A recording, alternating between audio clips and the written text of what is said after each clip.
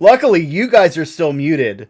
So whatever you guys are saying is fine. Oh, that I'm could gonna have bring you been. guys in now, though. So gotta be careful what you're saying. That could have been somewhat disastrous, but it turns out I not the couldn't. case. I couldn't hear it. I wanted to be safe, so I made it so I couldn't hear it either. Oh, okay.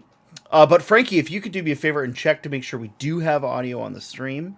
Yeah. Um, Let me see. Oh, here, I can do that. I have it pulled up in front of me as well. No, we're good. hello, chat. Welcome to Scoundrels Inc. Today you got myself and Frankie. You've got Jarod the Dark Jedi here to talk about Mandalorian spies, maybe some orange lightsaber talk, which hell yeah. is what I assumed we would talk about today. But then we settled on the Mandalorian stuff. I'm here for everything. Listen, I do not want to get too greedy with the fact that the little nickname I was given when I started this whole content creator thing might accidentally become incredibly relevant to a TV show in August. That just my Twitter handle may end up being some banger engagement for me. So I've been saying this a lot lately. I'm rereading the Thrawn trilogy, like the OG Legends Thrawn trilogy. I am in the process of actually reading it for the first time, and so it predates the word. Well, actually, Timothy Zahn was not allowed to use the word Sith. yes, because it's in a deleted scene in '77. And Darth Vader was referred to as the Lord of the Sith, and the Nogri from the Thrawn trilogy were going to be called the Sith because we didn't know what they were at the time. Oh, But I did not know that. a weird fact that I know for some dumb reason. But my point is, they use the phrase Dark Jedi a lot in that series because there is no other word for them at the time, right? Yeah. And every time I'm like, yeah, Dark Jedi, of course, it's so natural. We don't use that phrase post, like, the prequels because we have other phrases. Yeah, well, the thing that I love about the term Dark Jedi is that it truly does, like, at this point, at this stage in the game, only refer to such a small handful of characters. Like, you know, Kylo, Ventress, you know, like that fall very nicely into that basket of, like, they aren't like card carrying capital S Sith, but they're very much Darksiders, and it's just a cool phrase to say. You know, it just sounds cool as hell. The guy from Fallen Order, whose name escapes me, Terran Malicos. Yeah. Yeah. Yeah. Another great example. Also, all the Inquisitors too. Like, I mean, now it's seemingly there are more and more, but in the grand scheme of things, compared to your, you know, capital S Sith. Oh, here comes Eli in the chat, already making jokes about questions I got wrong against Scotty because he wrote a bad question. Wow. That. What was the question? Yeah. The question. Oh, I am so happy to litigate this with you two. Get me started. This is out of kayfabe, Jared. The question was how does Asajj Ventress self-identify with regards to her allegiances? Oh, that's... She self-identifies as a Sith. Mm-hmm. However, I would classify her as a Dark Jedi. I said Sith, and Eli insisted that the answer was Dark Jedi. Now, I arrogantly decided to not challenge the question and was like, oh, fuck it. I don't need that point. Keep going. He did need that. You did need that point. You did. That point may have changed the outcome of that match, and the other cookie cop may have survived that match in Baton Rouge. Here is your rumor train from non-Schmodown trivia leagues. Fun fact: I have to use the train horn sparingly because it breaks Frank every time. It does. That is really funny. And I'm composing myself. Off guard, and I'm about to order one right now. $10 on Amazon. Wooden train whistle, and it has like sound indication that I have not bothered to learn.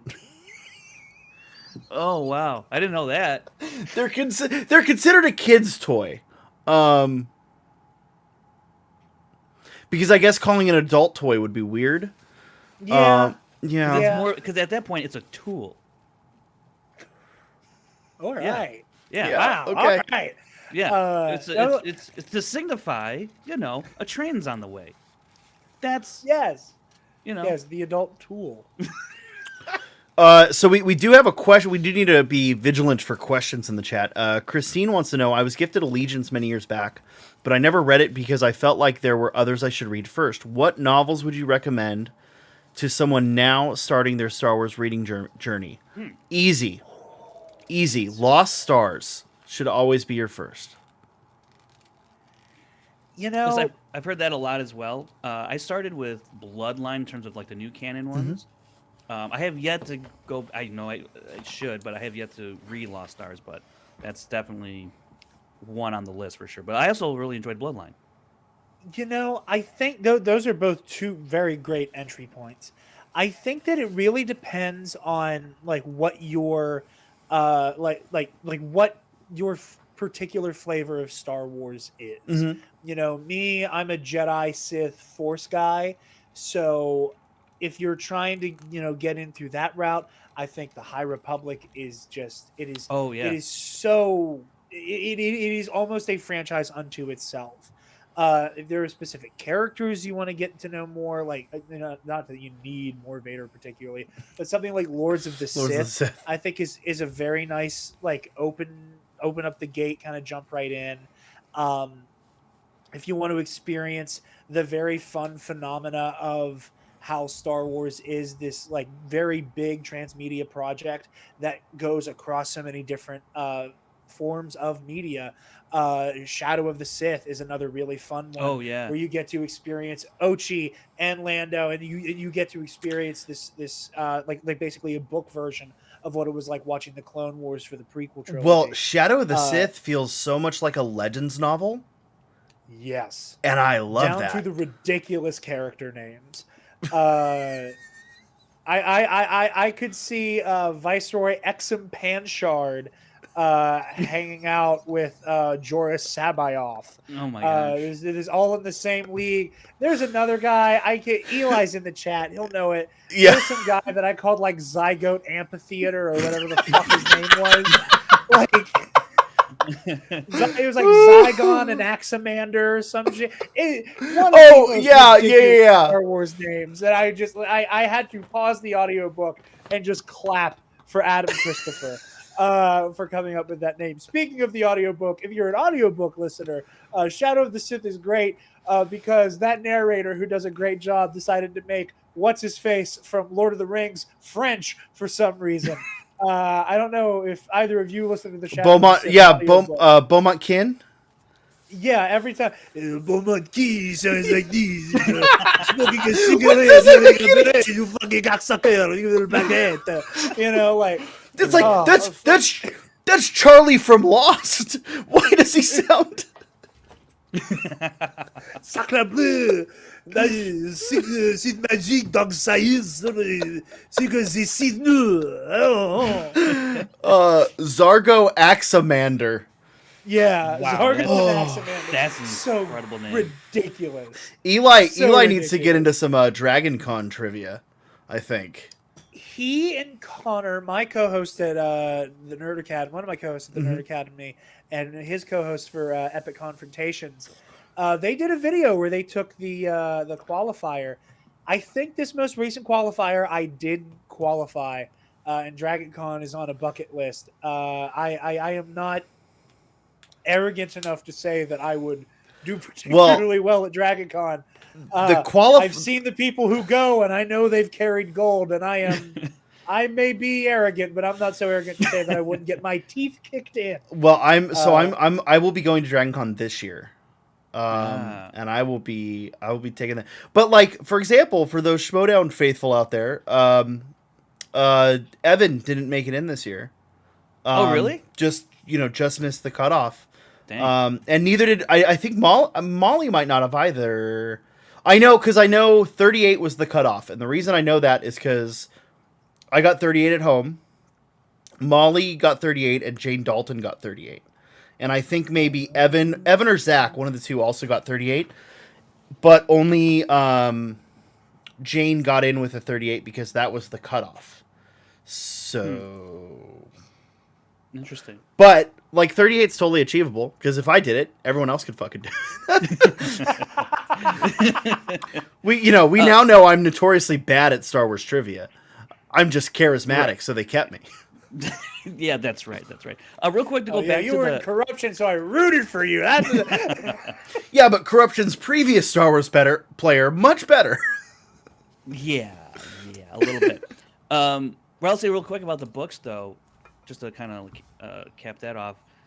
The High Republic series seems like if you're like a brand new reader, I think maybe diving into the High Republic starting now would probably behoove you, just because that is an ever expanding um, volume of books, and like you said, Jared, like its own franchise unto itself. Like it's so expansive at this point with all these different waves and phases that are coming out. I think especially I think just even to get bigger and bigger and bigger, because all Oh the other yeah. books seem to be, aside from like the Aftermath trilogy and whatnot, like some of them are just kind of like standalone one-off books a little bit, but High Republic really feeds into a whole larger narrative, which I think Mhm. if you're a really avid book reader, I think, and I've only started Light of the Jedi, and so I plan to like get deep into High Republic, but I just feel like perhaps there's a little bit more payoff, or there's more to just follow than reading a one-off book, which is great on their own, like Bloodline or Lost Stars. But I think you're Yeah. looking for an expansive universe to really dive into, and other stories that connect like that. I think probably High Republic would be especially this time, at this time, just dive into, Mhm. especially with the Acolyte coming out as well, and Oh that's going to yeah. touch to that, so you'll feel a little bit more rewarded, I think, maybe, and some spots, especially with what's that character that was Venestra Vernestra Rowe. Row. Yeah. So that's, I think, book wise, pretty exciting Oh, time for books. absolutely. Yeah. And well, the other lovely thing about the High Republic, like it is it in terms of just representation, it soars. Like the queer representation that Star Wars is so severely lacking on screen, I'm not going to say is made up for in the High Republic print initiative, Sure. but my God, you see the potential for it. Um, and like it comes with so little like baggage, for lack of a better word. Like it is a fully blank slate, save for characters like Yarael Poof and Yaddle and Opa Rancisis and Yoda being present. Like these all brand new characters, Yeah. and all Which, of to be the fair, mis- only Yoda is really a character. yeah, Prior, right? yeah, truly. I mean, Yaddle now, thanks to Tales of the Jedi, but even then, like that's still very little comparatively. And Yoda doesn't like. Thankfully, I say that as both a Yoda hater and as someone who loves all the other characters in the High Republic. Like Yoda does not get that much play. He's not stealing a lot of shine from these other new characters. So, like, you get brand new heroes, brand new villains, a brand new villain faction in the Nile. It truly is an era and a franchise unto itself in many ways. And like Frank was saying, like with the Acolyte coming up, I will it be prerequisite? Absolutely not. You can't Yeah. put Yeah. that burden on the general audience, but there will be the things that are very gratifying. Like we said, like like we're getting another like print character making the jump into live Mhm. action, a la Cobb Vanth. Only this time we're getting like a Miri Allen who carries a purple light whip, making the jump, which is an a crazier sell to me than the guy who thrifted Boba Fett's armor. Yeah. Uh, I will say I want to shout out the Aftermath trilogy for two reasons. Because it was when I first read the Aftermath trilogy. Obviously it was the first thing I read in new canon, and you have what is that guy's name? But there is that Sinjarath Velis, who is the first gay representation that I remember in Star Wars. Oh. But I enjoy the Aftermath trilogy, and I think that's a controversial opinion. I I Is hear more it? people say that it's controversial than I see people say that Okay, it's not. okay, cool, Yeah. good. Which is Thank weird to God. me. I know one person who like doesn't like it, but it's only because of Chuck Wendig's like writing style that it's like the weird tense that it is Mhm. in. But funny enough, the guy who doesn't like it, Mike Doling, another former Nerd Academy person, is a very silly anecdote. His dad looks exactly like Chuck Wendig, which is like another funny element to it. It's why he doesn't Is like it. He literally did the Office meme with us. So like, corporate wants you to tell the difference between these two pictures. I've known Mike Doling's father since I've known Mike Doling. I could not tell the difference between Andrew Doling and Chuck Wendig. I got that. Wow. I got that question wrong. Yeah, I love Aftermath mostly because Mr. Bones is there. Mr. Bones and Ray Sloan are enough reason to read. Yeah. Read those two. Ray Sloan might be seeing them soon. I don't know. Why is she not there already? I think you can make an argument that the only reason she's not there is that she is like out in like the galactic East Kabum fuck. But I just with the assume rest of the First Order. But I assume that's where she Hux doesn't is. have time for this Shadow Council Sure. nonsense. Yeah, my rationale was she sent Hux in her place. Yeah, something like that. Yeah. Yeah. She's more involved with like the actual hands-on First Ordering, and not the like not where like the Imperial warlords are like making sure they still have a foot in the door. Yeah, the Grand Admirals have galaxy their at own large. council. They send their lackeys to the Shadow Council. Yeah. Yeah. Sloan and Thrawn are having tea together. It's like an iceberg of like group chats. Mm-hmm. You know? But she's in Squadrons, isn't she? Ray Sloan? It's Why either do that I- or Battlefront. Battlefront, It's maybe. It's one of the. She gets a two. name drop in Battlefront. Okay, but then I think she's definitely in then Squadrons. I think you're. I right. think she's like in a hollow projection. No, she's like Yeah. in an actual scene. Or I forget think which you do game. see her in the flesh, but it's very Yeah. brief. Like she has a slightly less involved role than Hera does. in Okay. Squadrons. Fair. If memory serves, that was 1,000 years ago. Yeah, well, it's yeah. been a long When time since I Squadrons played came Squadrons, which I actually kind of want to revisit now. But Yeah, I do too. actually wanted to ask you guys this other question about in regards to the High Republic. 'Cause I was wondering this myself with all these books now and the Acolyte. But what about like a true proper High Republic series, whether it's animated or ends up being live action? Do you think eventually is that something you would want to see? And B, do you think eventually like Lucasfilm will get around to perhaps putting more of these characters on a screen, whether it's big or small? You mean other than the Acolyte? Because isn't that what the Acolyte is? Yeah, other than the Acolyte, because that's like the tail end of Yeah, Oh, sure. the yeah. total like prime era of the High Republic, like kind of like the era in which the books are occupying right now. If this is far from an original thought, but Are any of these thoughts original that we're all having? ours are for The original to me. I really do wish Lucasfilm would do with some of their stories, be it legends or canon, and just brand them appropriately. Do what DC has done with a lot of their legendary storylines and adapt them into an animated movie. I think you could absolutely, have the movie be either canon or Jason, or do a direct adaptation, whatever works, of like the core like adult novel. And same thing with the adult toy. That's the problem you run into with the High Republic novels. Call it an adult novel. It's not erotica. It's just longer. It can if you write it if you read it in the right tone, Jared. I'll tell you. Listen, the High Republic is very horny. Do not make any mistake. It's Jedi. Fuck. It's Jedi. Fuck. Not that Anakin Skywalker. Elzar Mann has that dog in him. But I think they could do like a really fun trilogy of like Light of the Jedi, Rising Storm, Fallen Star in animation. I think that would be a fantastic Yeah. idea.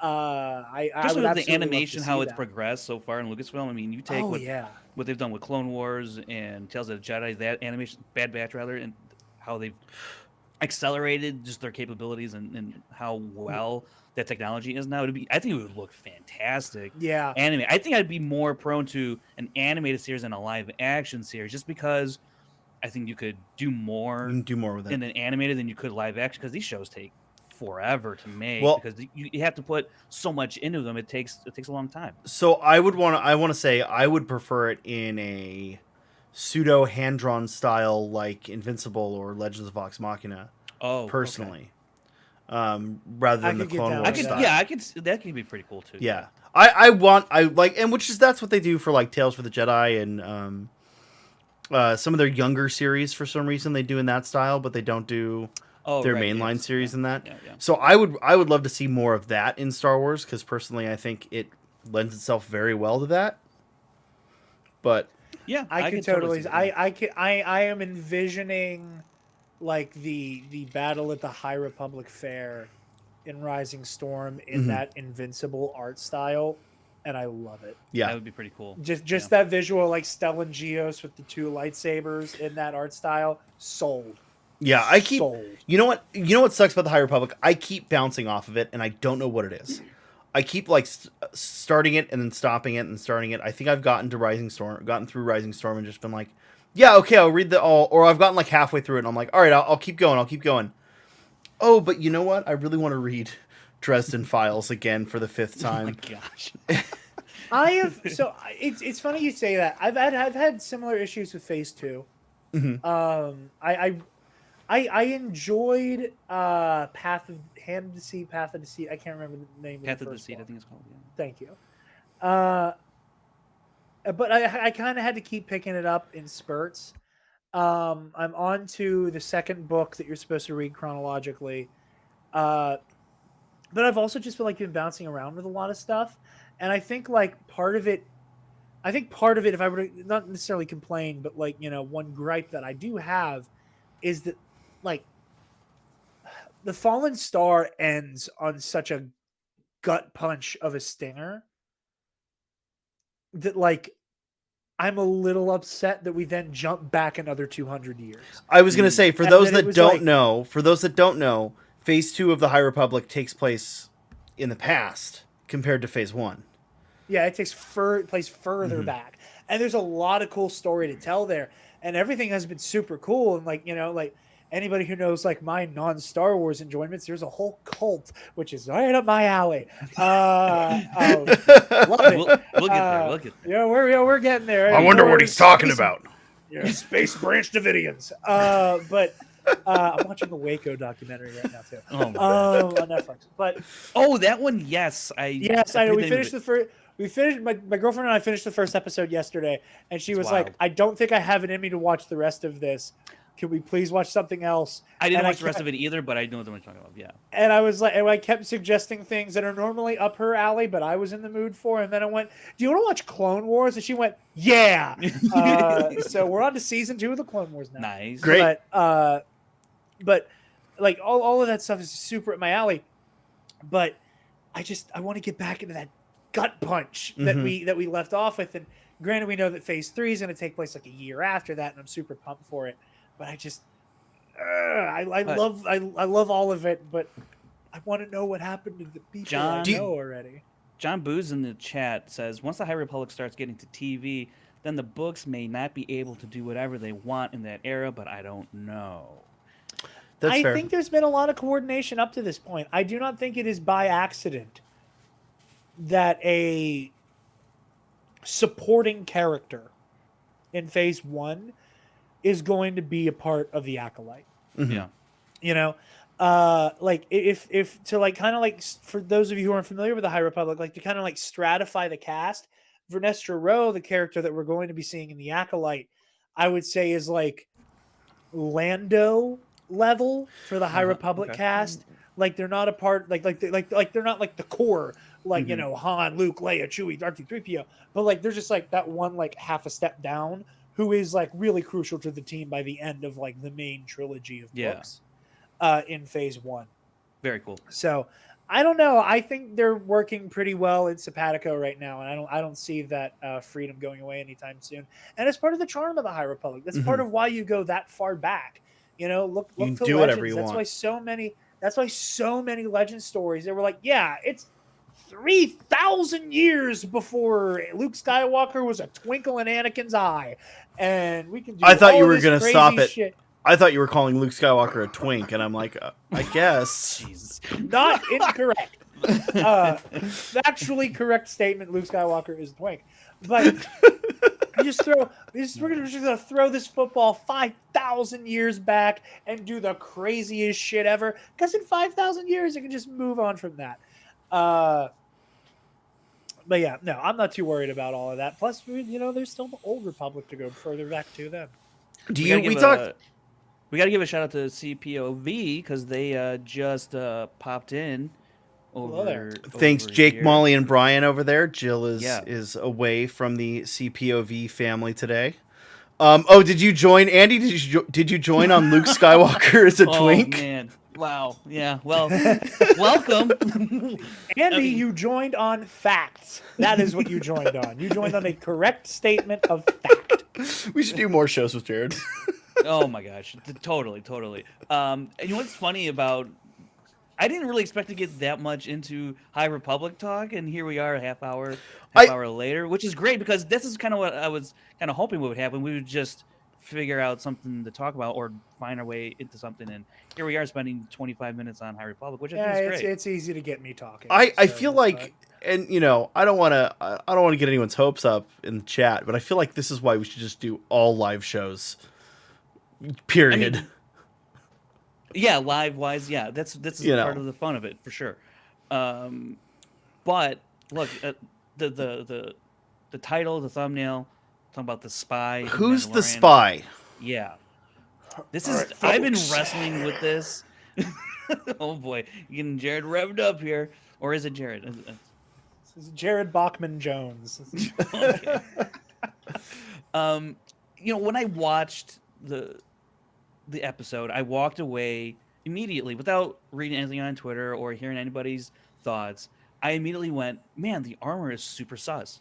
Like, why do I feel like this show? I felt like the show was Supremely pointing me sus. towards the armor, and without trying to overcomplicate it, without trying to get too fancy or trying to feel like the show's not, you know, isn't doing anything outrageous to like throw me off the scent, whatever. It just feels like the way Rick Famuyiwa directed it, and those shots specifically of the armor, was like, hey, you should pay a little attention to this because something's going on here. That's what it felt like to me, and I could be completely wrong in the next couple of days, but I immediately walked away from that episode going, I don't know, something's going on with the armor, whether she's a spy or it's going to be the victim of the spy.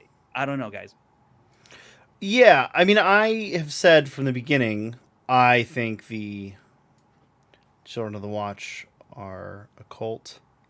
I don't like them, right? I'm a big old Mando fanboy. Like, let's call a spade a spade. I own this dumb thing, which is not on camera, but, you know, I own this dumb thing for a reason, It's not right? dumb. Like, you're right, but no one should spend as much money as this cost for a fucking wall You decoration. can say that about a lot of things, Sean. Come on. Sure, but you know, it's You make It's content. fine. That's a tax write-off. yeah, but it doesn't fit in frame. Like it's just a The matter IRS of doesn't need to know that. yeah, that's a good point. Good point. Yeah, it's the Children of the Watch are completely antithetical, at least up until this season, and I don't want to get into critiquing this season as I have been, because I think people get the wrong idea when I do that. I love this show. This is one of my favorite shows on television. Period. End of story. But this season they've kind of reestablished how they want to portray the Children of the Watch. And looking at season 1 and 2 and Book of Boba Fett and everything else, it's like, I don't trust them. I don't think they're good for Mandalorian culture as a whole. I think they are Luddites and regressive in a way that Mandalorian culture has not been previously. Not to get into real world politics, but they are the worst parts of certain sects of American society reiterated into space fantasy. Don't you worry, Sean. That's exactly where I'm going. Yeah, that's what you're here for. That's why you guys reach out to me. Okay, what was Mando about this week? You know, I do know a guy who likes Star Wars and also likes talking about violent radicals on the internet. I know a guy. We did. We went through our Rolodex and we said, "Hey, Can I point out I had a whole bit planned for the start of the episode that we didn't get to. That's Oh, right. yeah. I totally forgot about it. I did too. I was kind of banking on Sean to be like, okay, scene, and we didn't. I was gonna do that, and then I forgot. We were so into the conversation. They'll never. Chat'll never know. Chat will never know. All right, Jared, floor is yours. Okay. I love what you brought up with the regressiveness of the Children of the Watch. Because from the moment the show came out, like day one with the whole like, have you removed your helmet? And everybody was like, whoa, no, look at the Clone Wars and the Rebels are taking it off all the time. Look at Jango Fett. And I saw that and I immediately went, that is the kind of thing that happens only after a culture, a group of people has faced some horrific event that has caused a cultural doubling down on something. And, you know, based on the name of this group, the Children of the Watch, based on the flashback to Din being rescued and the very clear Death Watch pauldron, right. You know, the writing was on the wall. This is some type of derivative of the Children of the Watch. It has to be of Death Watch. Or yes, Death Watch. Thank you. That like the writing was on the wall. It was a little too clear with what was going on there, and I think that, you know, that it is largely confirmed, not like word for word, but a lot of what I've been saying, like the Armorer completely leans into, you know, where like Death Watch comes up and she's like, you know, Death Watch, you know, dissolved and was scattered. Like, the way she says that has a clear implication of like, we're part of what's left. Dude, I was just thinking that the other day.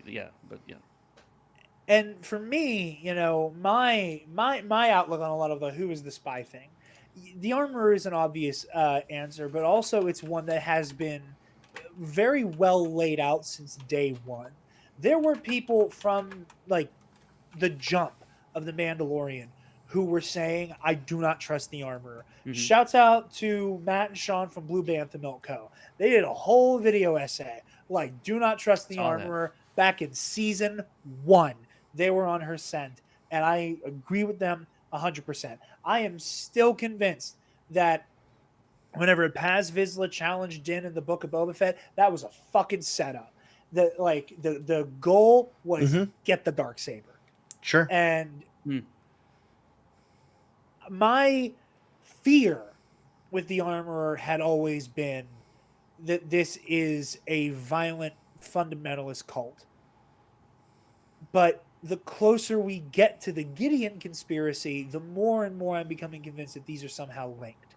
And I have a hard time not having it scream in my face that the Armorer is the sole survivor on Navarro at the end of season 1. You know, this entire horde of Mandalorians dies in the field of battle, but the chick with a hammer made it out. Well, I mean, real quick to that point, and she can fight. She has hands. But she uses exclusively a Beskar hammer.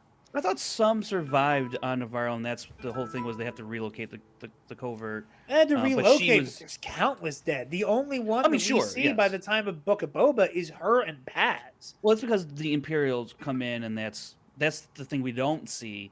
So, I mean, it does play into your point of, did she know something? Is she like sided with Imperials, and while she's going to sacrifice some of these other Children of the Watch members, she's still the last one standing, but yet some did get away to relocate the covert. I mean, possibly. Or they got brought into the plan. My current theory, the one that I am locking in for the finale at this point, is that the Children of the Watch as an institution are basically a Mandalorian honeypot, so that Moff Gideon and the Imperial Remnant can either wipe out or recruit Mandalorians. And my logic is thus. I know there's been a lot of jokes floating around on the internet of going, well, if you look, the Armorer has horns on her helmet and Gideon has horns on his helmet, and that means they know each other and they're bad. Which, yes, that logic is reductive. However, those horns do not come without context. Right. And going back to the origins of the Children of the Watch, Bo-Katan walks away from Death Watch after Darth Maul usurps Pre Vizsla. And the Mandalorians who walk out on Death Watch are the ones who either left because of loyalty to Pre Vizsla, left because they realized how out of control the situation got some type of moral questioning of what they've been doing, or some slurry of all three. I'd like to think Bo-Katan is the combination of all three, mixed with also knowing that Malvin killed her sister. Yeah. The Mandalorians who followed Maul's Death Watch believed a far more fundamentalist version of their creed than the people who walked away. And I think that is the first instance we see of Death Watch starting to filter itself down into the most like distilled extremist version of the Mandalorian creed. And in the group of Mandalorians who are so deeply convicted to this might makes right mentality are people like Gar Saxon and Rook Cast that we see go on to then keep filtering that might makes right mentality down the line, then join the Imperial Super Commando program. Because in their minds, if the Empire is able to usurp Mandalore, then they deserve Mandalore, and therefore we will serve the Empire. Because again, might makes right. So then you continue to see this filtration of that mentality. And then I don't think it is unreasonable to then say that you arrive at something like the Children of the Watch. Yeah. And if Moff Gideon established a base in the husk of Mandalore after carpet bombing it into oblivion, turning it to glass, to quote the show, I do not think it is unreasonable for Moff Gideon and the Empire to have had some role in creating a fundamentalist cult that has clearly not been around for that long. Right. In the grand scheme of things, like the way that they're talking about the Children of the Watch's existence, Din Djarin was saved by Death Watch. Like during the Clone Wars, that creates a timeline that means the Children of the Watch, in the grand scheme of things, cannot predate the Empire, if by much, if at all. Right. I don't think they predate the Clone. Well, I mean, even if we look at, say, Rebels, they're not seen in Rebels, and in Rebels we hear the Protectors talk about House Ren as if they're apostates, not to use the word that Mando uses, but as if they're apostates because they're Clan Vizsla, and Clan Vizsla created the problems to begin with. So there's these weird layers to all of this where we have gaps. We don't know all the information. We are meant to speculate on, week to week, the water cooler speculation of, well, who's the spy? Or, can we trust the armorer? Who are the super commandos from the most recent episode, for example? We don't know what they are. We don't know if they're Mandalorians, if they're clones, or if they're stormtroopers. It's heavily implied that they are clones because it is Moff Gideon, because they have Clone Trooper Phase 2 style eyepieces. But we don't know if they're clones or if they're Mandalorians. Because if we're going with the honeypot idea, those could just be the Mandalorians that were captured on Navarro and not killed, but we're led to believe they're killed, right? Yeah, or any converts. Any no survivors could very well just translate to the people who didn't join were killed. Totally. Like that I truly do think that, and again, like the armorer splits like immediately. She gathers up these wounded. Sorry, our cat Richard is screaming outside the door. I heard that. Oh yeah. Every time I record, he wants to make a cameo. That's fantastic. I love him. But you see that like the armor splits, and I do think, and I see people in the chat bringing it up, I do think that the survivors who were like scouring Mandalore, that's incredibly suspicious too. Hell yeah. Like, Hell yeah. and again, I do not think it is outrageous to say that these survivors are like the armorers, like this, like it's time to split, and that this is not a song and dance that hasn't happened before, and that she's not letting Din get taken because she knows Din could blow this whole thing apart. Yeah, She knows Din is Yeah. going to pick that kid over everything every she does. time. He's proven 100%. it. He's proven it. Yes. Well, that and Din does have a moral compass, right? Like, so Yeah. even if Din were to be let in on what's actually going on, I think we've been waiting this whole time for Din to have the, you know, the theoretical straw that breaks the camel's back, right? At least I have as a viewer. That would, I feel like, be the straw, right? If he finds out, oh, the Children of the Watch are actually, you know, members of the Empire or a feeder program for the Empire. Yeah, of course. Guess what? I'm fucking out.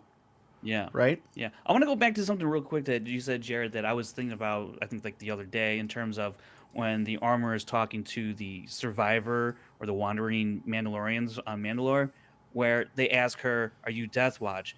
And it dawned on me that the denial of Death Watch existing is like a signal of, yes, I am in Death Watch. And that's like a denial is to suppress its existence, is to say I'm in Death Watch because our secrecy is what would give us strength, which is something she says about their covert, right? Yeah. So I was like, oh, if that's just like signaling to them, like, yeah, I'm on your side, and then they're too weak, I should take them back up to the fleet, and now let's go ahead and usurp, you know, those on board and take this fleet because we're in league with Gideon, because those Mandalorians that have been on Mandalore, there's like almost no way like Gideon doesn't know there's like a tribe of Mandalore just scouring the surface, right? That just seems completely implausible to me, just because his whole thing is assume I know everything, right? And so if you buy into that,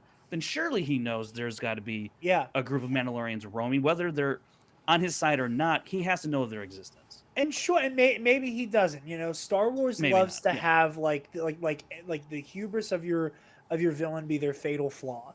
You know, like look to Palpatine. Gideon is trying so hard to be Palpatine. I talked about this on my on my review of the last 2 episodes. Gideon is literally doing what Palpatine did to the Jedi Temple. It is this like desecration of this holy location, turning it into the capital of the Sith Empire, and Gideon's doing the same thing. I bombed Mandalore into glass, and now I use the Great Forge as an Imperial command post. Like it is the same like perversion of these incredibly meaningful and holy areas and places. And again, like the armorer could leave and just go, yeah, I'm going to take these Mandalorians who fell, who are sick, who are ill, whatever.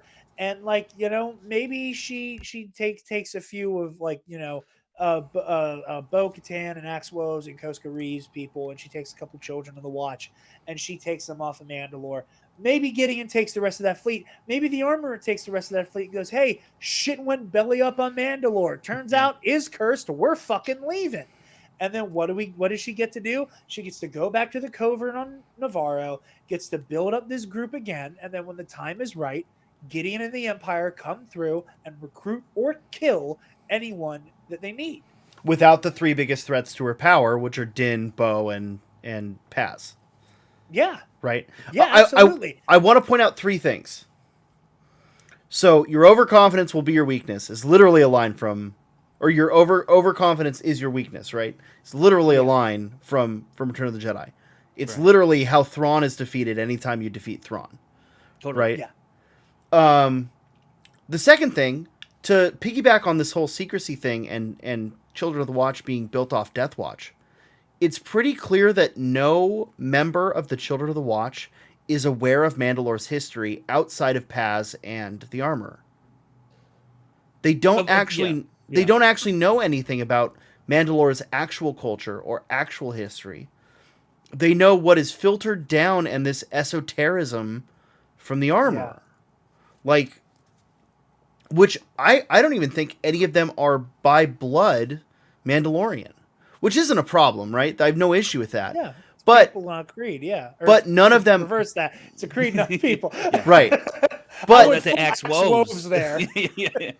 but what that means is none of them have any bloodline ties or historical ties to that to know any better, right? Yeah.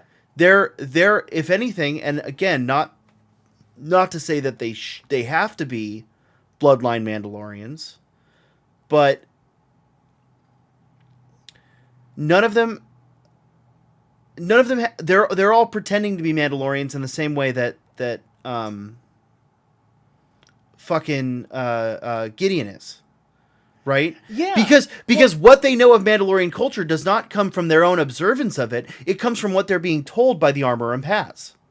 Yeah, and they haven't gotten to experience the cultural like evolution of Mandalore.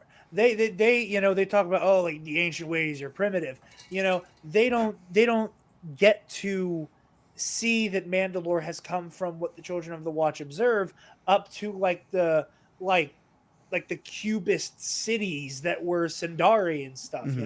They never got to see that, so they don't understand what their culture evolved into. And I think that's another facet of why I do not trust the institution of the Children of the Watch, and I do not trust the armor, is that it is really easy to keep a group of people who are, by way of faith, by way of religion, by way of culture, duty and honor bound to follow a certain set of rules.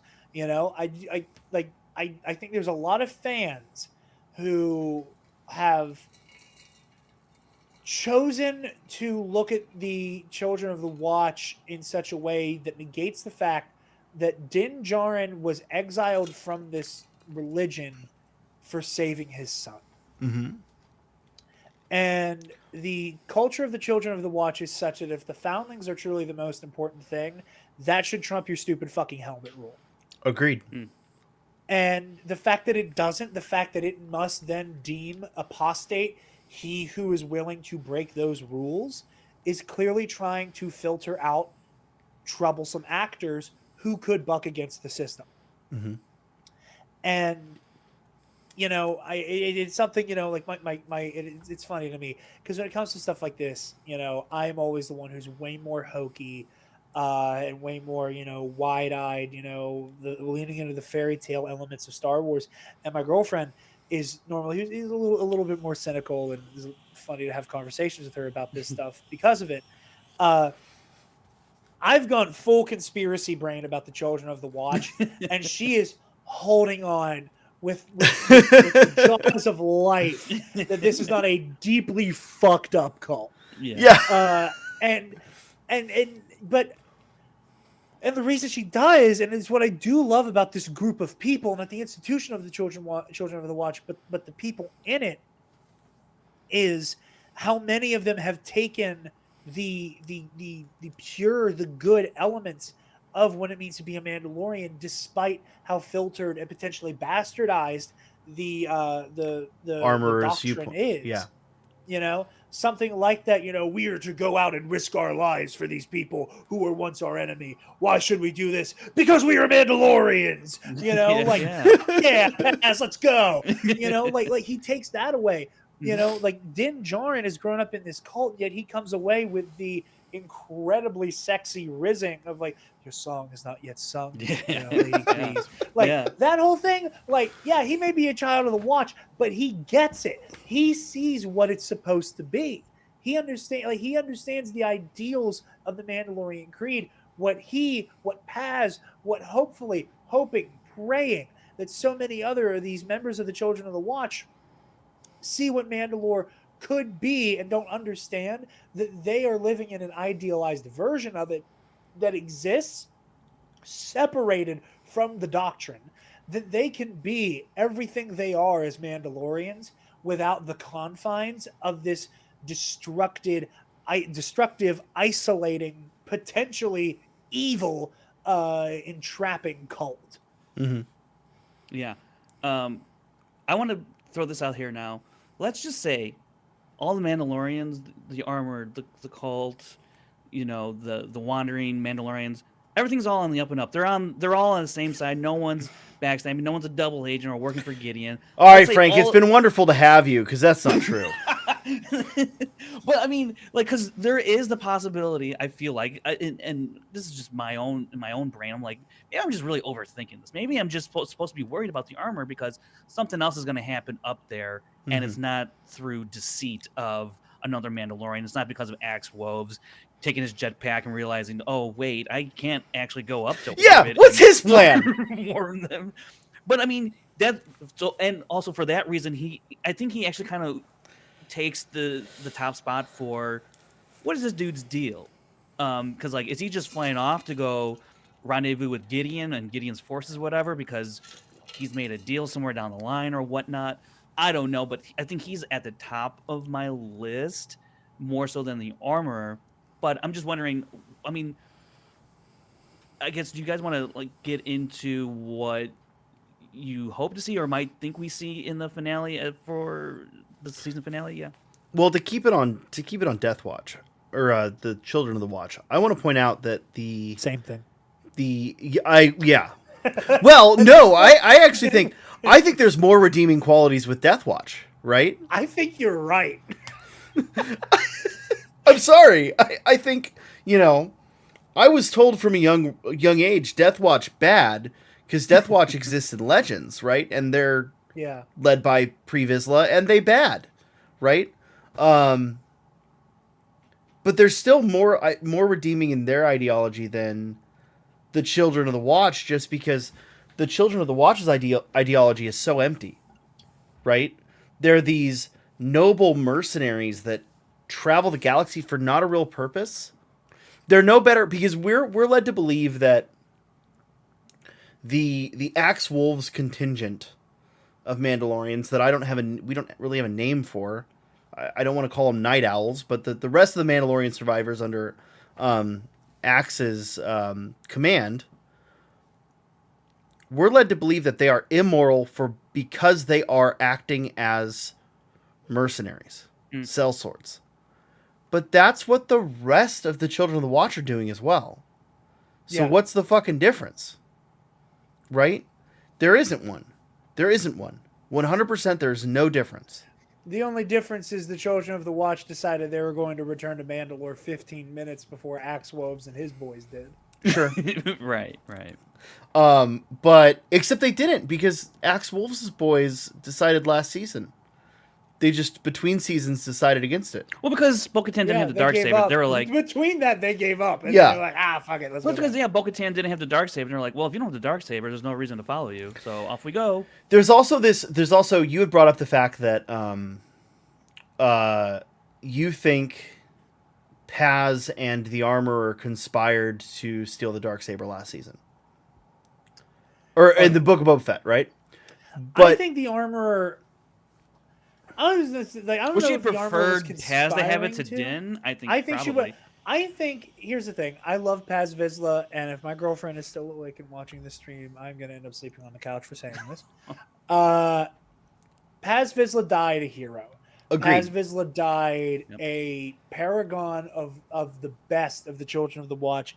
Paz Vizsla was somebody that, outside of the influence of the Children of the Watch, I think could have been a great hero the galaxy over. Paz Vizsla was a devoted ride or die for the Armorer. Sure. Yeah.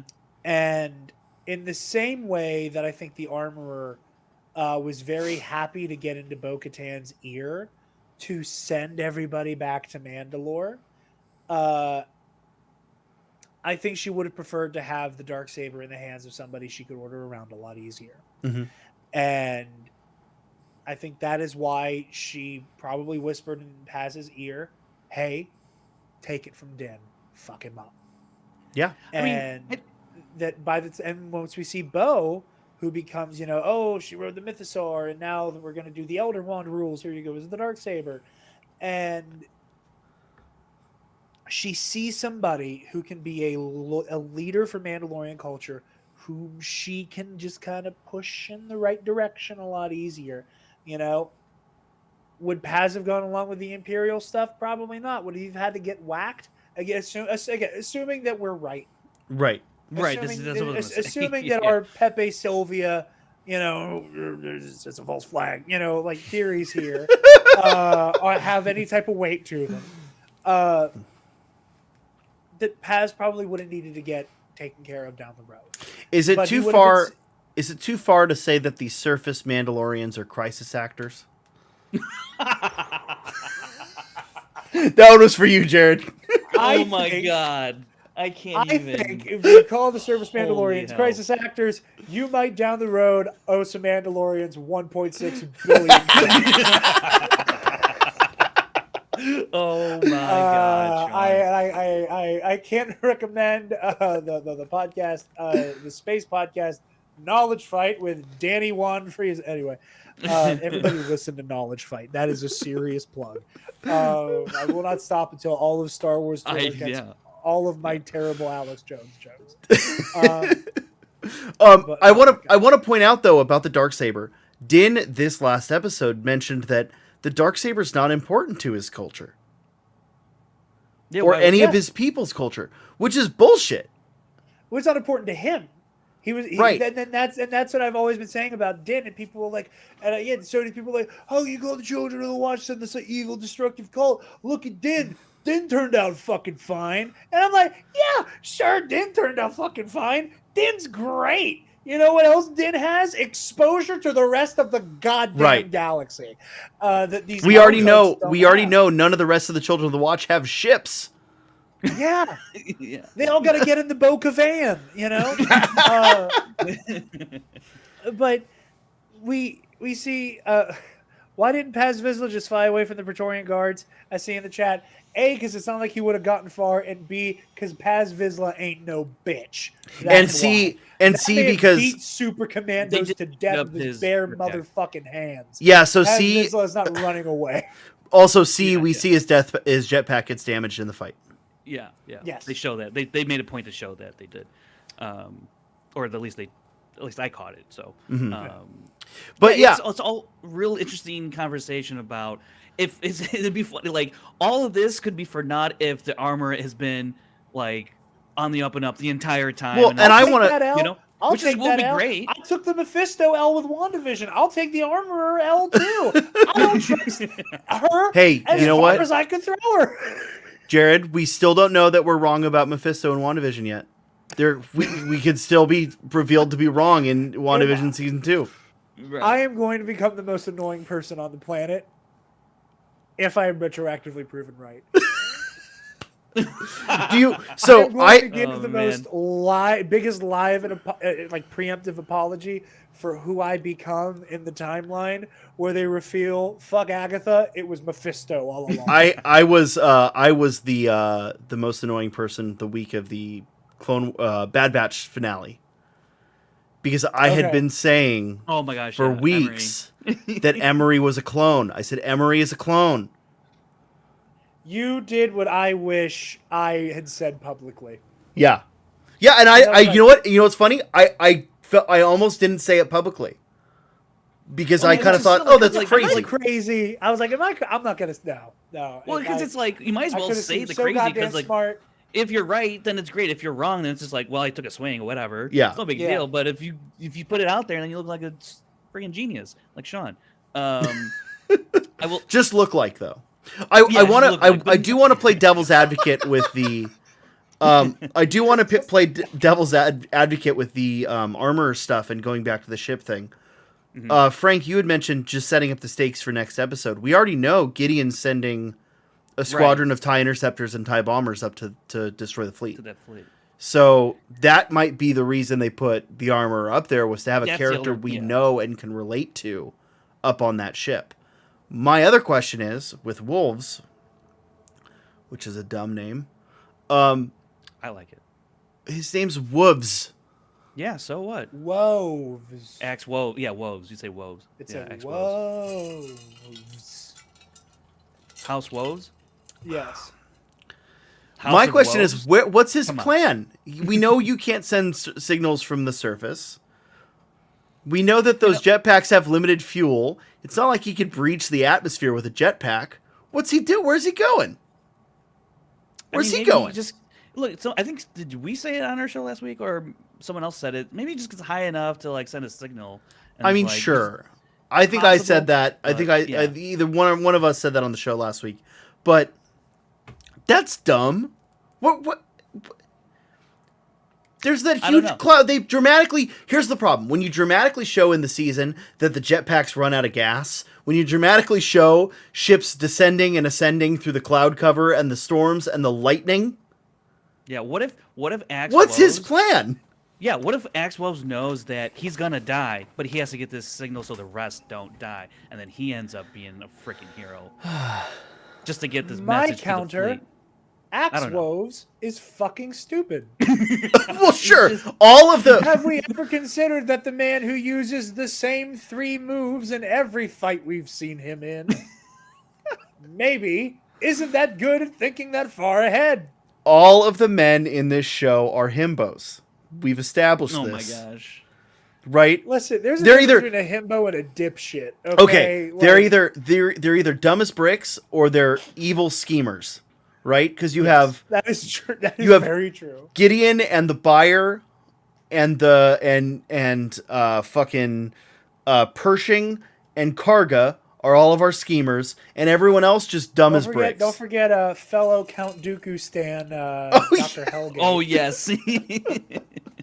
Yeah. I just want you to know, like, I was such a mark just to hear the name Count Dooku. Uh-huh. Oh, Like, it was great. You and I both. Like, I had my like Star Wars theory crying because lightsaber go burr moment.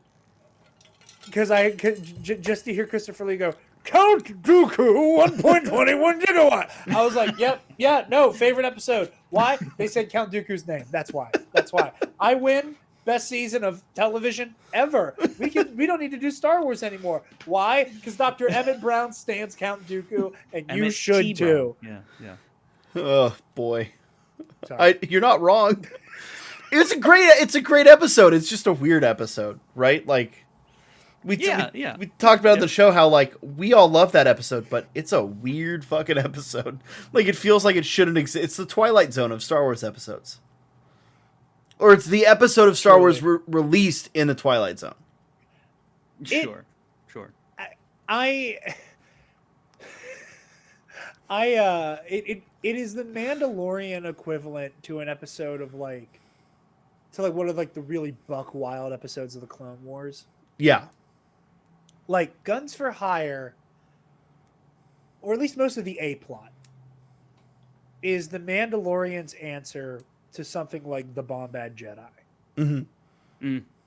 Where it is that same level of just come along. Yeah. Yeah. Fun.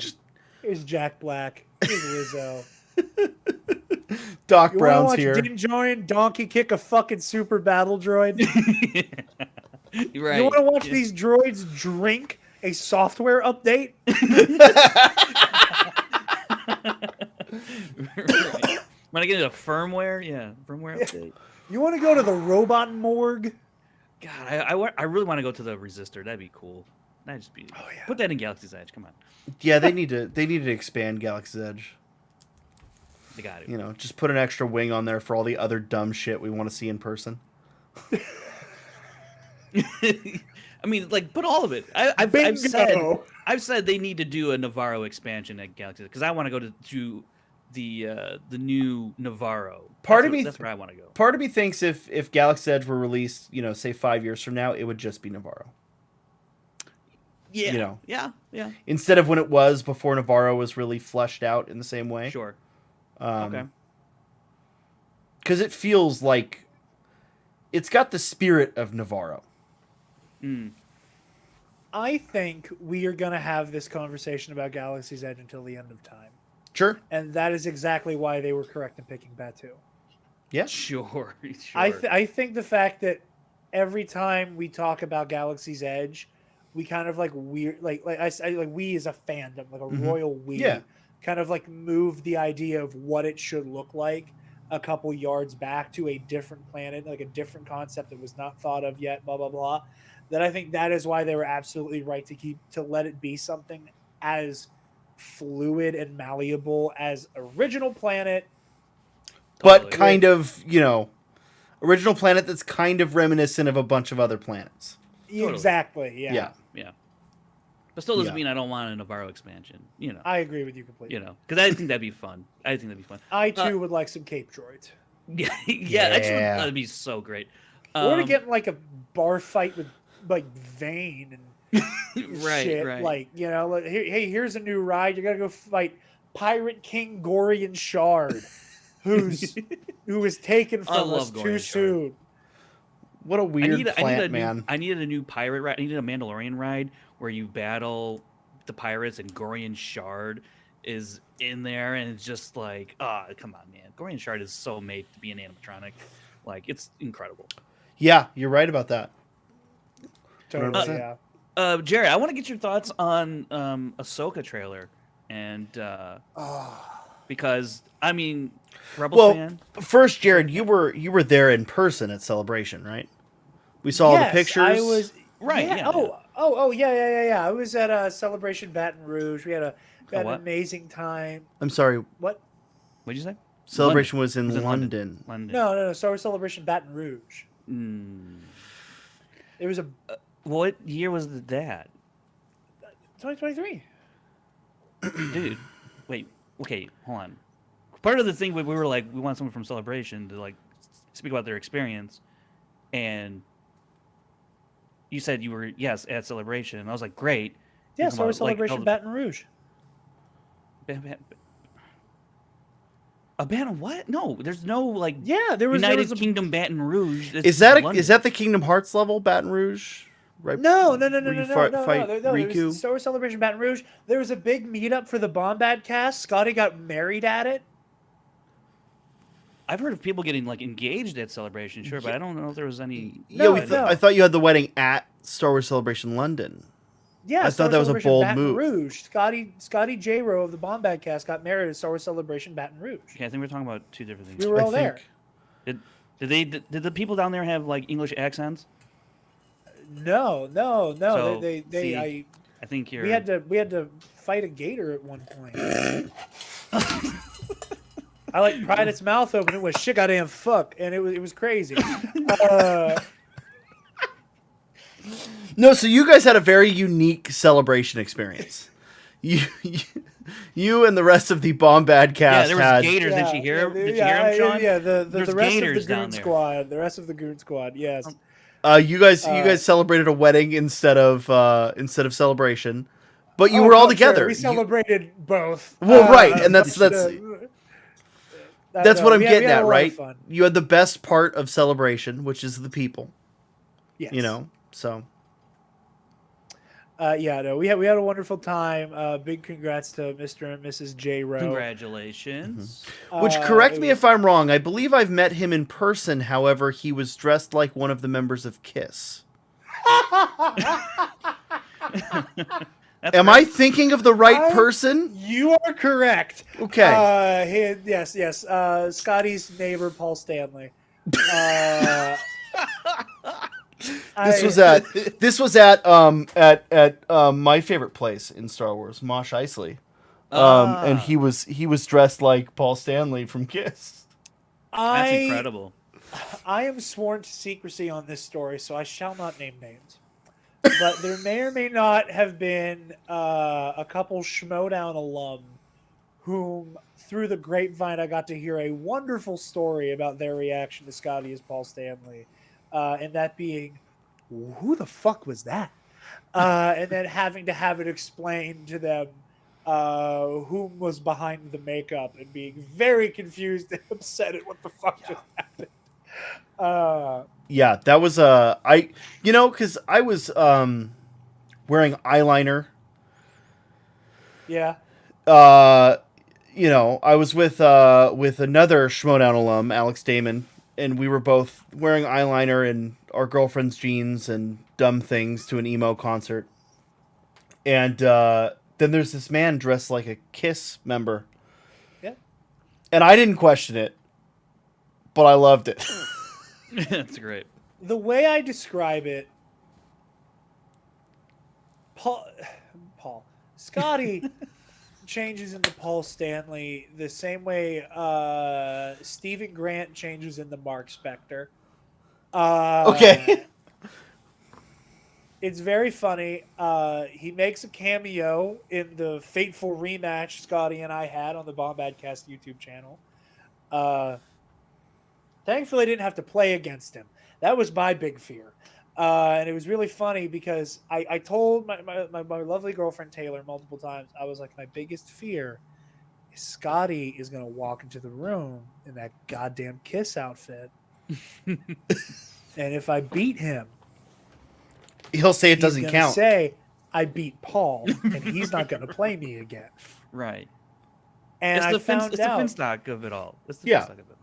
Yeah. Finn Draco Finstock for Schmodown. Scotty J-Ro is what would happen if Finstock was a nerd who like was born with LSD like in his blood. Like there is a constant state of like psychedelic unpredictability to Scotty J-Ro, mixed with a level of like deadpan committed to the bit that we see from one Bobby Gucci. For But- those that don't know anything about the Schmodown, we're sorry. I gave someone who just found you guys and think you guys are cool. Yeah. I just gave somebody a stroke with all the words. It's I just fine. Shit out We of my do this. mouth. We do this all the time, so it's fine. But no. So I kept telling my girlfriend, I'm like, what if he shows up as fucking Paul? What do I do? And I then found out through Eli, host of Star Wars in a Galaxy, commissioner of Epic Confrontations, found out that was Scotty's original plan.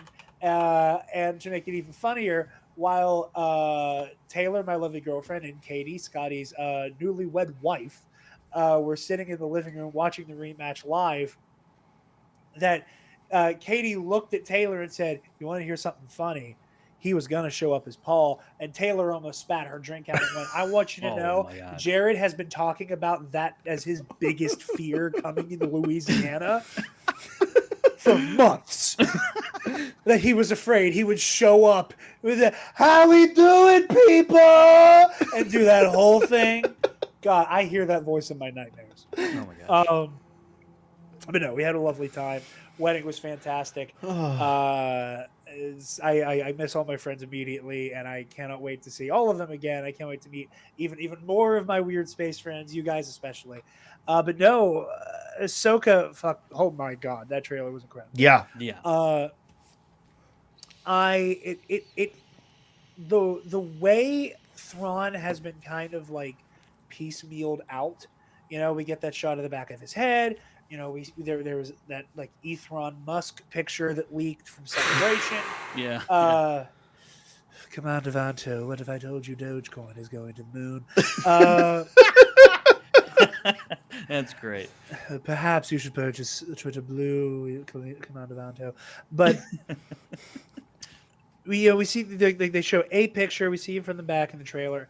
It furthers my theory that we might see Thrawn in a post credit this weekend. I think so. Oh boy. I think so. With Thrawn will boy. return in Ahsoka type of like title card type of thing. Yeah. Do you yeah. think- I think that's pretty possible. Can I ask you a personal question? Do you think Elon Thrawn's nipples are blue check marks?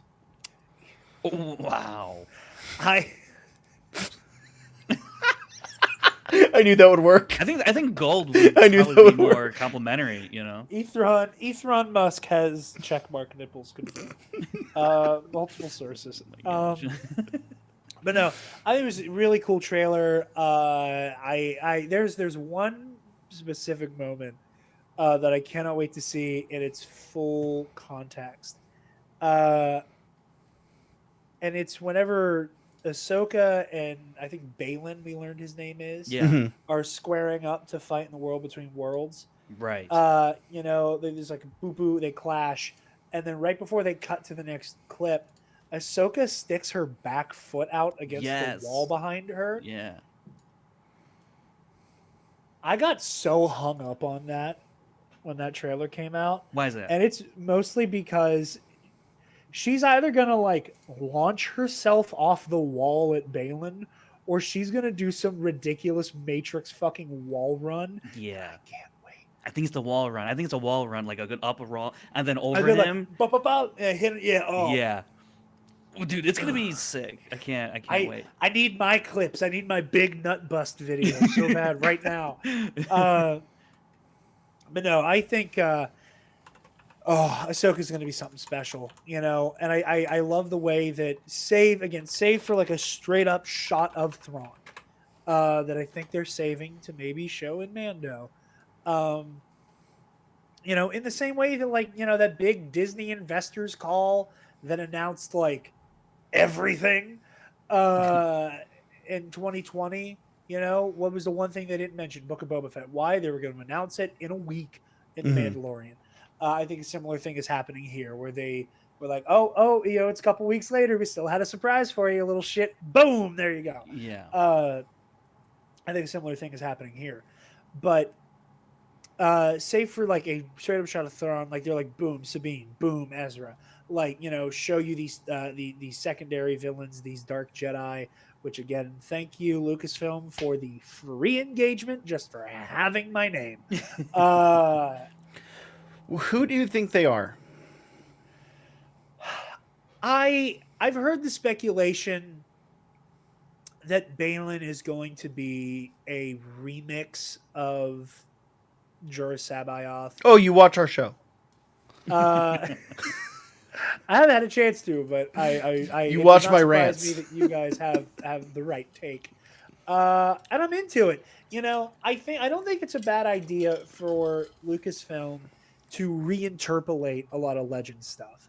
You know, the best example is like look at the MCU. One of the funniest examples is take the Age of Ultron movie and juxtapose that with the Age of Ultron comic event. There's not a whole lot in common other than Ultron's the bad guy, and it's a cool fucking name. Sure. Like ignoring the Tony Stark, Hank Pym of it all. Like last I remember, that movie in 2015 did not have a whole lot of Wolverine traveling back in time. Right. Similar thing here. It's very convenient timing that they go, yes, Dave Filoni is going to make a movie that's going to tie up a lot of like the plot lines of the Mandoverse, and that's immediately followed by a trailer where Ahsoka says Thrawn is the heir to the Empire. I think it is, and an episode of Mandalorian where we see weird cloning tubes that are not Kaminoan cloning tubes. no, and Right. Pelion, and it's a lot, and I'm really into the idea that they loosely adapt Heir to the Empire. Again, I love the idea of them. I keep coming back to the word and the phrasing, but I really love the idea that they just kind of reinterpolate that story. Mm-hmm. Yeah. Yeah, I think It's people like- who are gearing up for Filoni's going to put Heir to the Empire on screen, I think are going to be sorely mistaken, because he's just pulling things from Legends, from that era. Well, of the Thrawn. line So is- I think The line is there's always a bit of truth in Legends. Right, Not right. there's always a whole shit ton of truth in Legends. It's right, a bit, exactly. right? Like you're gonna get characters pulled out and then put into a story that he's going to tell with the characters that you probably love from that trilogy or whatever Yeah. Legends book. It doesn't mean that storyline is gonna happen. It just means that this character is now quote unquote canon, in which they did with Rook, right? From in Rebels. Yeah, Was it Rook, right? Mhm. And- Rook. Yeah. yeah. Um, I mean, you got to get more phlegm in the middle of there. yeah. Yeah, so I think expect more of that. You can You expect got to more of say it that. like you're Rick Ross. I mean, Uh, I mean, we already know it can't be. Here's the thing, right? We already know it can't be Heir to the Empire because Rook is dead, Right. right? And the Nogri are such a big deal in Heir to the Empire. Well, I think that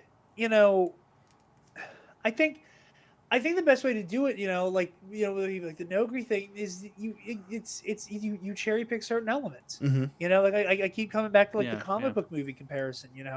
Like there's no reason why you can't be like, okay, there's a clone conspiracy and Thrawn is our central villain, and there's this batshit crazy Dark Jedi. And we're gonna hammer home the very idea of him being a Dark Jedi, not a Sith, not an acolyte of the Beyond, Knights of Ren, none of that stuff. Just go straight into like Dark Jedi, crazy Dark Jedi, Clone Conspiracy, Grand Admiral Thrawn, Imperial Remnant. And I love the idea that that like this is part of why the Republic kind of got cozy with the idea that the Empire fell. Because Like they not already only beat did they already beat the Imperial Remnant again. yeah, Yeah. like it's like I kind of like the idea that the Republic's kind of able to go like we literally like 3 strikes they're out. You know, like we broke their back at Endor. We humiliated and crushed what meaningful forces they had left on Jakku, and then Thrawn hit us with whatever the hell they had left, and then we slapped them again. Mm-hmm. Right. Whatever they're building in the unknown regions, they're licking their wounds. Don't pay them any mind. I really love that idea. I do too. I think that makes do. the most sense There's too, a as well. lot Like, to build on with yeah. just those core ideas. Thrawn's your big bad. You know, rogue dark side force users who are in league with him, clone conspiracy, and to just like go from those building blocks, just there, you have a more faithful adaptation of Heir to the Empire than the MCU does with a lot of their stories, and that's Right. not a knock, that's not a complaint, that's not anything. It's just the simple reality of adaptation. Yeah, absolutely. And it's I mean, that's all I want is the threads being there. Because here's the thing. I've read Heir to the Empire 3 times, and guess what? I'm reading it again right now. I'm reading it for the first time Like, right now. And I enjoying it. I don't need to see it on screen in place of a new story. If I'm seeing it on screen as an animated, adaptation like we talked about earlier, wonderful. But Yeah. if I can get a unique Filoni and Favreau and story group story that pulls from those same themes, I'm going to be way more satisfied. You give Yeah. me now, and especially here, I'm holding out hope that we see some of our old heroes back for that story, right? The Filoni movie. Yeah, that we see the original cast in some way, shape, or form. I think it's definitely plausible. I think that's hallowed ground that they've after Solo don't want to tread on. But I say get Alden and Glover and Sebastian Stan and fucking make it happen, and Billy Lord. Totally. I am super down for recasting. I don't it's weird the whole like the pseudo CGI-ified versions of our older characters. It's weird territory. If it just spot like cameos, if you will, like it was in Great. Rogue One, like sure, okay.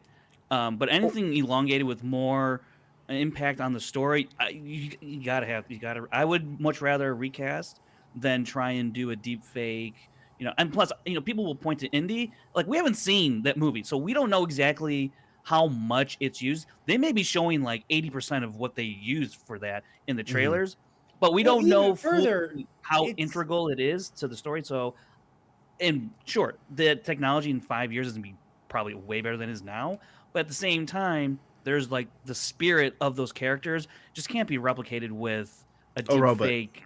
It just I'd rather a recast, and we'll see what happens. Yeah, Jared. Well, I was going to say, and another part of that is that in the case of like de-aged Indiana Jones and like de-aged deepfake Luke Skywalker, Harrison and Mark have both been integral to that process, and I think that's what sets that apart wildly. That's a good point. From the Leia we got in Rogue One and Right. Tarkin in Rogue One. Yeah. I think that's what sets that apart by a fucking mile. Is that like Mark is a part of the process. Mark is there shooting scenes. He is directing Luke. Right. He is helping direct the scenes where he's playing Luke Skywalker again. So I think and the stuff with Harrison, it's not much different than like the de-aging again they do with a lot of the MCU stuff. That we saw with Captain Marvel with Sam Jackson. Right. So like that is one thing. And again, like, we're looking at least a 5-year age gap or time frame here. And I don't want to be a Debbie Downer, and I don't want to make like the mortality of these legendary artists a matter of, our consumption. Right. But like, it is also worth mentioning that like, there is a chance that within 5 years, some of those actors aren't with us anymore. And then we get into really dicey territory of, are we going to like deep fake Mark or Harrison or Carrie back for the next 5 decades? Or Billy D. Williams, even Yeah. for that matter. You know. True. Yeah, absolutely. So you open up that door, and it becomes it becomes a really weird situation. I saw Rogue One multiple times in the theaters, and the week after, and I mean, people don't talk about this a lot. The week after Rogue One came out is when Carrie passed away. Yeah. Mm-hmm. So seeing Rogue One like 2 days after learning that Leia had passed Crazy. away, It was crazy. and seeing that hope at the end, it fills you with so many weird emotions. Mm-hmm. Because you knew that wasn't Carrie to begin with, but now it feels weird knowing that she's gone. Oh, I had a totally different experience with that. Oh. So I loved that, right? It gave me a very emotional, like, Yeah. you know, yeah, and the same, legacy like I is said, continuing was without the her. weirdness of like, Mhm. yeah, exactly. I didn't mean to talk over you. I was just No, saying you're to fine. agree with Talk you, 'cause over I me do all you want. agree. Because I do agree with you though. Like there wasn't those moments like Leia and her legacy do live on, but also it feels weird because it's so close and so soon. You know, and I think part of that influenced the decision that like, oh, if we're going to keep Leia in Rise of Skywalker, it's going to be with us like cut and pasting her out of archival footage. Yeah. Yeah. It opens up such a weird can of worms for something as like if you're going to have like Luke, Han, Leia, Lando be present for this potential heir to the Empire adaptation, I do think you recast, or at the very least bring in the people who already have been playing them. You know, Right. Donald Glover playing just straight up Lando. Is spot That on would be Lando. It would be great. I would prefer that. I would prefer that on the whole. I enjoy when Mark gets to do his thing with Luke. And, you know, maybe if they opt to do that with Luke, because Mark is a part of the process and he loves doing it that way, then I'd be down with that. And if Harrison was like, you know what, I'll come back as Han, just make me look like I did 50 years ago, sure, I'm down for it. Like, I think part of why I am okay with the deepfake stuff as we've gotten it so far has been the involvement of the likeness. And without that, I would just prefer a recast. And in all honesty, we don't need Luke Skywalker in this story. I agree. Right, because we have Ahsoka and maybe Ezra. And maybe who else? I think you definitely will have Ezra, I think. Well, so actually, here's my theory on the Ahsoka show leading into the Filoni movie is that the whole Ahsoka show, you're not going to get... It will be about... It's going to be more about finding Thrawn, because if you find Thrawn, then you find Ezra. And you're not going to get... I don't think you're going to find like Ezra in like episode 3 or 4. The movie will be the reunion, if you will, of Ezra and the Rebels crew with Ahsoka. I think you have that event in a movie because it can be played up on a much more grand scale, bigger scale. That's, you know, especially like for like a movie, especially if you watch the series and it's like, oh, we're gonna get to Ezra in the movie, and that's a big climactic scene potentially or event in the movie. I think the Ahsoka movie or the show will be about Sabine, and because there's like also talk about like where does this Rebels epilogue take place and whatnot. So that's gonna fit. I don't know. That is such a fun can of worms that I love listening to people discuss. I'm at the point that is one of the few things that I'm like, I have no opinion. I just like hearing people talk. Well, my problem is Jason. How does Jason work? Yeah, that's it's. So what is the gestation period for a Twi'lek human hybrid? That's right, because if you go based off of like the human anatomy, and it's like 9 months, you know, but for an alien species, Jason you can have a newborn in that scene, or is he? No, like he's like 5 or 6 years old. I think he's like 5 or 6 years old. But he would have to be born. He would have to be born right after the Battle of Yavin. Yeah. To be Return of the Jedi, because Hera's in Return of the Jedi. But that means that Hera. That means that Hera has been a. I don't know. There's just a whole bunch of factors that make it weird.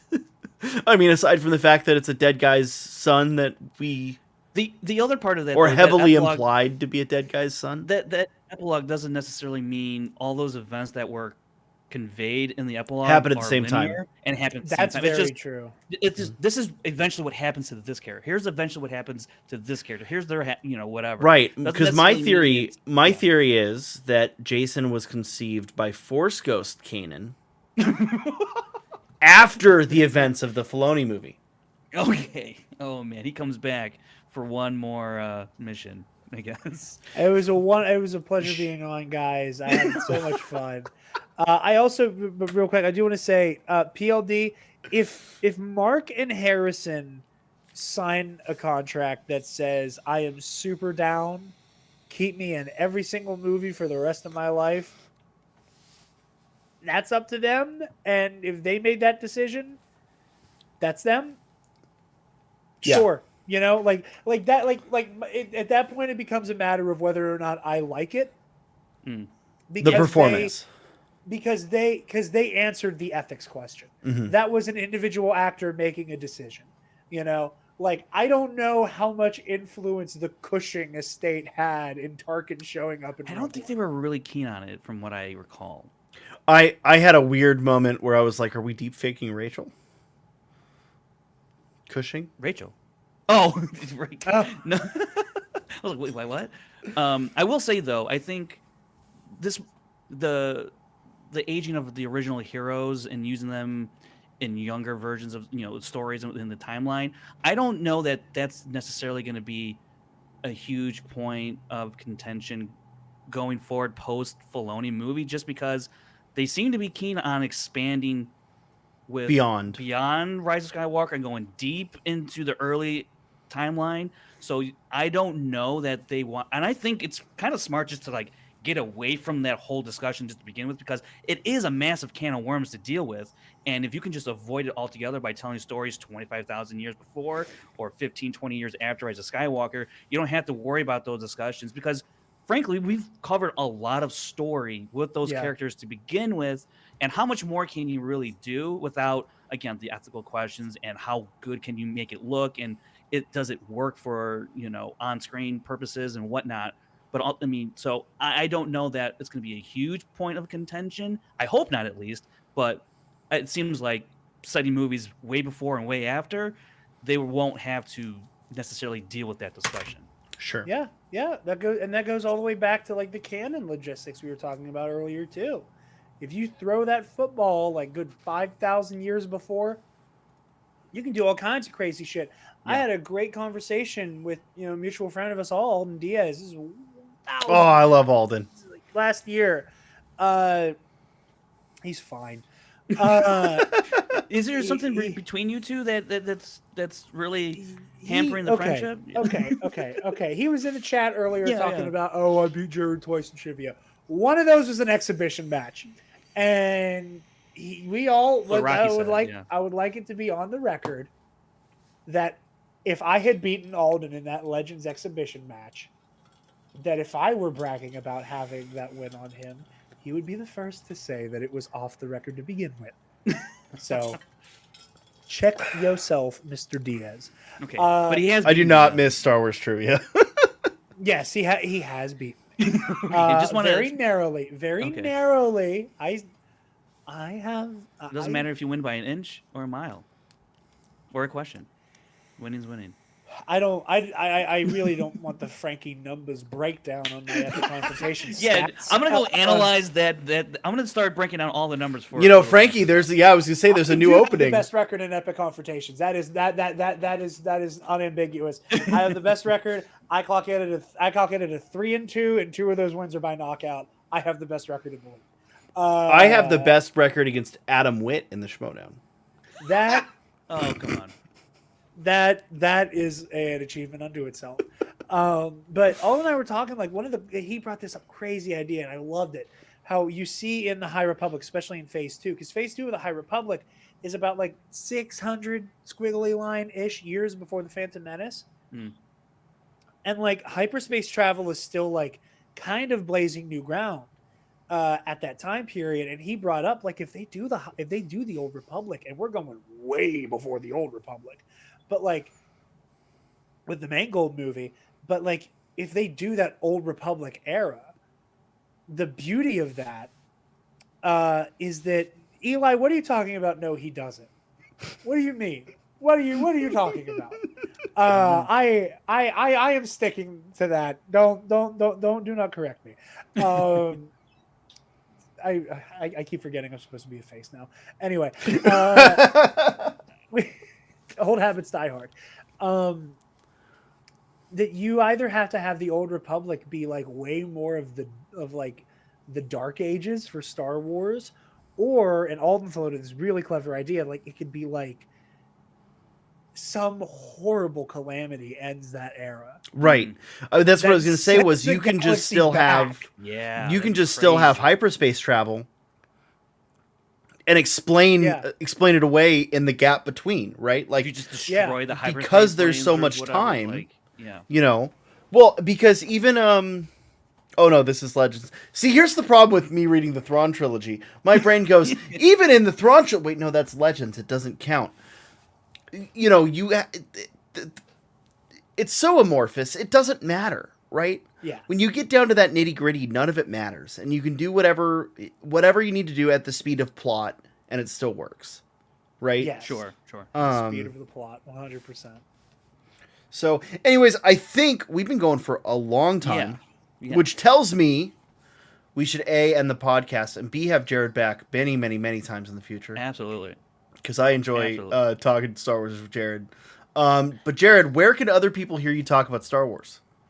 You guys can hear me talk about Star Wars at the Nerd Academy podcast, our Star Wars show, Knights of the Nerd Republic. In particular, we've been doing weekly reviews of The Mandalorian.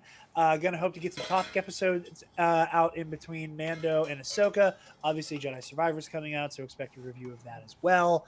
All kinds of stuff like that. If you like Star Wars Versus content, on our Patreon at the $5 tier, we have a Star Wars Versus series. I have a backlog of about 30 episodes of just that. Wow. So for like $5 a month, you get a whole deluge of versus stuff. May's matchup is going to be Shaak Ti versus Darth Vader. April was Reva versus Kanan. March was Exar Kun versus Mace Windu. February was Siege of Mandalore, Ahsoka versus Qui-Gon Jinn.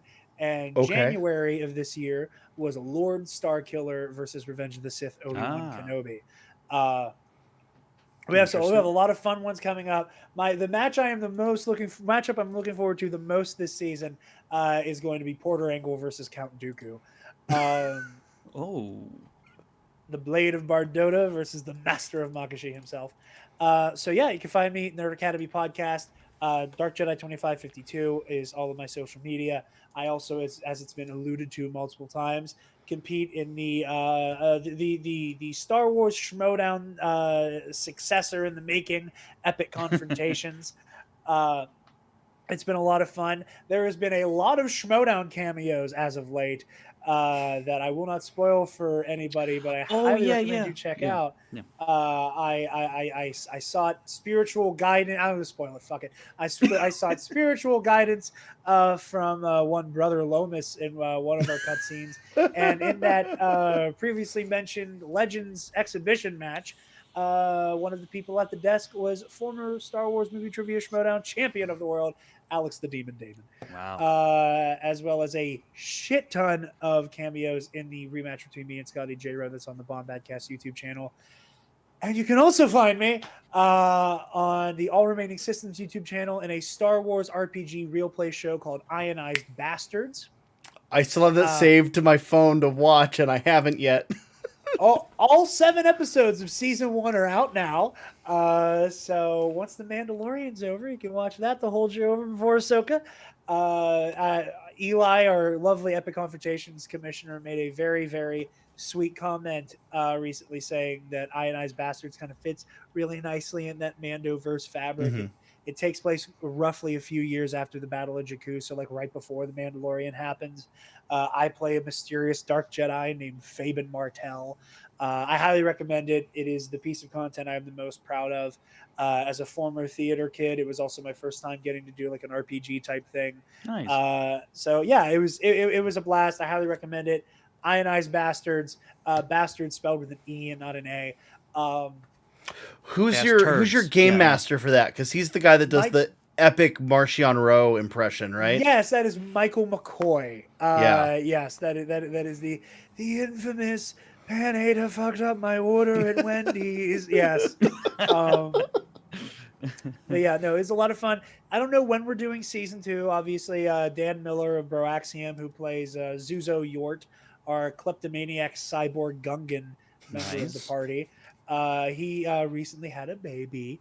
Oh. So I'm not sure when season 2 is going to be happening, but just fun sizzle for it. We're moving from the Edge of the Empire format to Star Wars 5e. Oh. And yeah, and we recently rebuilt Fabian Martel in 5e, and he is a fucking freight train. Can I protest? Because Edge of the Empire needs more love. I'm kidding. Edge of the Empire was a lot of fun. And again, we were using my girlfriend as kind of like our test audience for a lot of stuff. And she's super into Dimension 20, got me into Dimension 20. Actually, that's part of Fabian's namesake. Lou Wilson's character in the first season of Dimension 20 is named Fabian Seacaster. And that's where Fabian came from, the name. Then he's like a swashbuckling Makashi type guy. From an audience perspective, Edge of the Empire is really confusing, especially because like pretty much nobody at the digital table understood what the hell was happening. We were just basically role playing, and then Michael would tell us what dice to roll digitally, and then we went, "So what happened?" Roll the green one and the yellow one and two red roll ones. Roll a d20, Yeah, and then go cool, and then go from there. But no, the Edge of the Empire system was a lot of fun, and I think I would enjoy that more as a player if it in were person, not like if it in person, and if it were like something that was a lot smoother for like entertainment purposes. Like making a show. But yeah, Ionized Bastards, Epic Confrontations, and the Nerd Academy podcast is where you can find me just blabbering my mouth. Awesome. And at Jarod The Dark Jedi on Twitter, but all that'll be in the description. Did I get the Twitter handle right? Is there an underscore Dark in there? Jedi 2552. But if you search Jarod The Dark Jedi, I'm sure you'll find me as well. But otherwise, you could find us this Thursday talking about Mandalorian season finale. For season 3. I know, Frank. Don't worry. You will also find me Thursday night over on the Whiskey Jedi, Jake Berlin's YouTube channel, talking about the Mandalorian season finale. And next week, I don't know. We'll talk about it Thursday. Come back to us Thursday. We'll let you know what's going on next week. Yeah. All right. Yeah. Hit like on this video, subscribe to the channel if you haven't already. It would be greatly appreciated, as we'll be doing more live streams in the future. These are a lot of fun, especially when we have a guest like Jarod, who you were great, man. It was great to have you and talk with you. You say it like we've done other live streams. Jarod, thank you for being our first live stream guest. Well, we did celebration coverage, but yeah, this is you and I did. Yeah, well, that's true. Yeah, but yeah, you know what I'm saying. Well, it is my honor to be here, as I think I've made it very clear. I am as lifelong a Schmodown fan as one can be a lifelong Schmodown fan. Yeah. As much as we are. Yes. And whenever I got to, work with Frank quite a few times for number one contender, and, get to know a few more people in the community who were, actively a part of it, made me very happy. And, getting to work with you guys is a blast. It's a very fun, like I don't want to say like an exercise of like 6 degrees of separation or be like, but it is. But like it is. It truly is. Like it's always an honor to get to work with you guys. Yeah, it's because I'm a fan. It's crazy how much the Star Wars community has become 6 degrees separation since I've become more involved in it. Right, like a matter of like, hey, I don't know that person really in person, but I know, right. That that that that Jarod knows him or Alex knows him, and like it's a weird, right? Like I've met Alden once in person, but I've not gotten to meet Alden yet. He was that was a big point of contention, was whether or not he was going to go to Celebration or London or Baton Rouge, or Star Wars Celebration Baton Rouge. Right. You both did go to Celebration, just different ones. Yeah, I was going to say, if you go to the Bombadcast YouTube channel, there was Scotty got a Star Wars Celebration Baton Rouge logo commission. Yeah. Oh, wow. Where if you go check out the Bombadcast as well, they have all that branding all over the place. It's wonderful. We were actually going to do the same thing. We just dragged our feet on it. We were going to do Celebration Anaheim 2023 Yeah. because We were gonna, you know, we were I gonna live. get out inside in front of the Anaheim Convention Center and do a live report, and then get walked off by security because there's no convention there. It was we had thought this whole thing up, and then we were like, "Oh, celebrations this weekend. Never mind." Whoopsies. Yeah. Oh, Whoopsies. But all right, friends, family, everyone here in the chat, thank you so much for joining us, and we will see Sorry, you. Kristen. Sorry, Kristen. We will see you on Thursday. Scoundrel. Scoundrel. I like the sound of that.